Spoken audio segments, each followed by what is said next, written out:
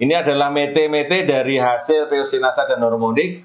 Bapak Ibu bisa bandingkan sendiri dengan yang tidak menggunakan produk dari PT Natural Nusantara. Jadi ukurannya bisa kita bandingkan dan jumlahnya bisa dibandingkan.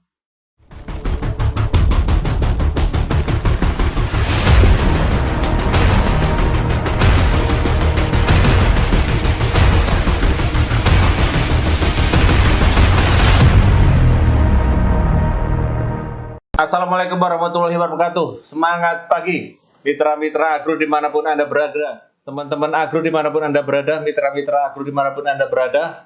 Kali ini tema yang akan saya bawakan adalah tentang pemupukan pada tanaman jambu mete, ya, jambu mete, di mana ini sudah ada beberapa kesaksian, yaitu bisa memberikan produktivitas buah mete yang banyak, metenya menjadi berisi, dan kemudian saat membuang biji pada saat pemisahan biji dengan kulitnya dengan kacip itu banyak biji mete yang masih utuh. Nah, bagaimana pemupukannya? Mari kita simak cerita pemupukan jambu mete berikut ini. Nah, sahabat-sahabat agro dimanapun Anda berada, barangkali ada yang belum kenal dengan saya. Nama saya adalah Adi Nugroho, di mana saya banyak mengawal produk-produk agro pada PT Natural Nusantara. Ya, di sini saya akan memberikan cerita sedikit tentang jambu mete, namun sebelumnya saya sampaikan tentang manfaat jambu mete. Cukup banyak, yaitu ada bisa meningkatkan metabolisme, kesehatan jantung, untuk gigi dan gusi, mata, peningkatan energi, saraf, dan lain sebagainya. Ya, ini adalah manfaat daripada kacang metenya. Bagaimana pemupukannya? Sebetulnya di luar sana sudah banyak melakukan pemupukan dengan beberapa cara, ya. Ada yang menggunakan dengan pupuk tunggal, ada juga yang menggunakan dengan pupuk majemuk. Namun ini saya berikan salah satu contoh adalah untuk penggunaan pupuk yang tunggal, yaitu ada urea, TSP, dan KCL maupun kiserit, seperti yang tertera pada tabel berikut ini. Jadi untuk di bawah 1 tahun kita menggunakan 15 gram per pohon per tahunnya, ya, urea, 15 gram per pohon per tahun TSP, 10 gram per pohon per tahun KCL, dan kiserit 10 gram per pohon per tahun. Ya, kemudian kita sesuaikan di bawahnya umur 1 sampai 2 tahun, umur 2 sampai 3 tahun, umur 3 sampai 4 tahun, dan di atas 4 tahun. Ini adalah dosis yang lain yang bisa kita rekomendasikan kepada teman-teman semua penanam jambu mete. Ya, ada urea, ada SP36, dan ada KCL seperti yang tertera pada tabel yang berikut ini. Kita lakukan kalau di atas di bawah 1 tahun, ya, ini adalah 25 sampai 35 gram urea per pohonnya, ya, per tahun. Kemudian SP36 atau P2O5-nya adalah 45 gram per pohonnya. Kemudian KCL-nya adalah 35 hingga 50 gram per pohon per gram per pohonnya per tahunnya. Lalu bagaimana dengan pemupukannya? Ya, dengan teknologi NASA yang bisa memberikan manfaat yang lebih baik, ya. Ini bisa kita berikan dengan penyemprotan peosinasa sama hormon 3:2, 3 tutup peosinasa dan 2 tutup hormonik, atau bisa kita gunakan juga BSA, biang subur alami, 3 sampai 4 tutup larutan induk POC, ya. Itu untuk penyemprotannya. Sedang untuk di bagian bawahnya kita bisa menggunakan Supernasa 25 gram atau granul 200 gram. Ya, untuk umur tanaman 1 sampai 2 tahun kita menggunakan POC, NASA, dan hormon itu adalah 4:2. Ya, masih tetap 3 sampai 4 atau menggunakan larutan BSA 3 sampai 4 tutup larutan induk POC. Kemudian Supernasa atau granulnya kita tambah sedikit menjadi 30 gram atau 250 gram per tanaman, ya, per tanaman. Ini kalau kita 3 kali, pemberian 3 kali, maka kita kalikan 3.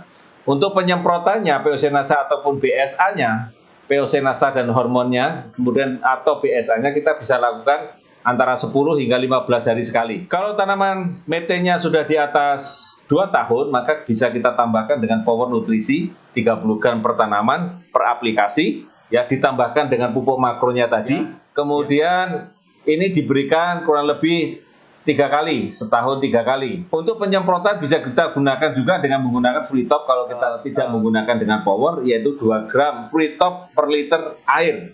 Ini kita bisa semprotkan antara 4 sampai 5 kali, ya, dalam 1 tahun. ya dalam 1 tahun. Ini penyemprotan POC-NASA sama hormonnya 7-10 kali, atau BAS-nya kurang lebih juga sama. Kemudian supernasanya kita berikan setahun 3 kali, powernya kita berikan 3 kali, sedangkan free top-nya kita berikan 10-15 hari sekali, seperti yang tertera pada tabel. Nah, ini adalah beberapa kesaksian yang sudah kita jumpai atau kita lakukan di sana, dari beberapa. Ini adalah penyemprotan pada tanaman mete yang sudah berbuah, namun ada hamanya, yaitu seperti kupu-kupu seperti yang tertera di situ. Jadi penyemprotan POC-NASA dan hormonnya itu kita tambahi dengan 1 sendok per tangki. Jadi 4 tutup POC dan 2 tutup hormonik ditambah 1 sendok makan BVR.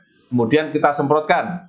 Di hari pertama kupunya masih tetap hidup, tetapi sudah mulai nampak gejala seperti terinfeksi. Hari kedua dan ketiga mulai pusing dan mual serta mengeluarkan kotorannya. Hari ketiga dan keempat, ya ini mati mengenaskan. Hari keempat, kelima, keenam, maka kupu-kupu tadi sudah mulai mati. Tetapi kalau ada kupu yang mendekat dan lain sebagainya, maka BVR-nya bisa menular kepada hama yang mendekat pada kupu yang sudah mati ataupun kupu yang masih setengah mati. Jadi hama ini, BVR ini memang bisa menginfeksi kepada hama yang berdekatan ataupun bersentuhan dengan hama yang sudah terserang BVR. Ini adalah perbedaan jambu mete pada tanaman mete pada didombu yang sudah menggunakan dengan produk NASA. Ya, kita perhatikan metenya. Yang metenya yang besar adalah mete yang jambu metenya berwarna hijau. Jadi metenya itu adalah lebih besar daripada yang merah. Karena masih hijau, ya otomatis buahnya sama seperti jambu mete yang sudah berwarna merah ataupun yang sudah masak.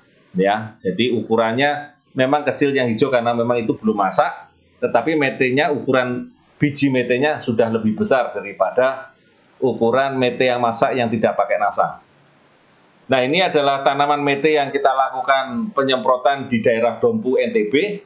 Ya, tanaman mete seperti yang di belakang sudah mulai muncul lagi bunga-bunganya, yaitu penyemprotan POC-NASA hormonik disertai ditambah dengan BVR untuk menanggulangi hama putih pada tanaman mete yang menyerang pada pucuk-pucuk tanaman mete.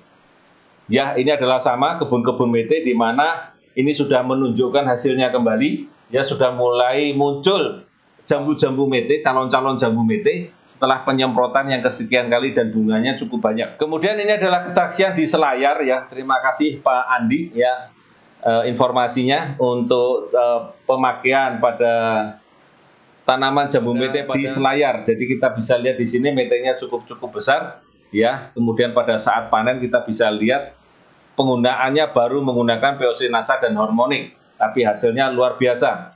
Dan ini adalah perlakuan POC-NASA dan hormonik serta pemberian power nutrisi yang diberikan seperti contoh pada gambar. Jadi dilarutkan, ditambahkan dengan pupuk makronya, dicampurkan, kemudian ditebarkan keliling seputaran tanaman mete. Ini adalah mete-mete dari hasil POC-NASA dan hormonik. Bapak Ibu bisa bandingkan sendiri dengan yang tidak menggunakan produk dari PT Natural Nusantara. Jadi ukurannya bisa kita bandingkan dan jumlahnya bisa dibandingkan. Nah, ini adalah yang menggunakan produk-produk dari PT Natural Nusantara. Ya, ini ada POC-NASA dan hormonik. Sahabat-sahabat agro dan mitra-mitra agro dimanapun Anda berada, ini adalah studi kasus di pembibitan mete di Nusa Tenggara Timur. Ya, di Nusa Tenggara Timur. Ini adalah lokasi pembibitan mete untuk 300 hektar mete ditanam di NTT. Ya, ternyata ada beberapa hal yang perlu diperbaiki. Yang pertama adalah perbaikan daripada media tanahnya, kemudian polybagnya. Yang ketiga adalah pemberian nutrisi untuk tanamannya supaya lebih baik dan lebih jagur ataupun lebih tinggi. Dan ini bisa kita lihat di sini yang lebih tinggi adalah berada di tangan kiri saya atau sebelah kanan kita. Ya, atau yang lebih tinggi atau yang lebih hijau. Jadi bisa dilihat seperti itu. Baik sahabat-sahabat agro dimanapun Anda berada, demikian tadi cerita kita tentang jambu mete. Mudah-mudahan bermanfaat, mudah-mudahan bisa memberikan manfaat. Ya, kita ketemu lagi di lain episode dan di lain tema. Terima kasih. Wassalamualaikum warahmatullahi wabarakatuh. Semangat pagi.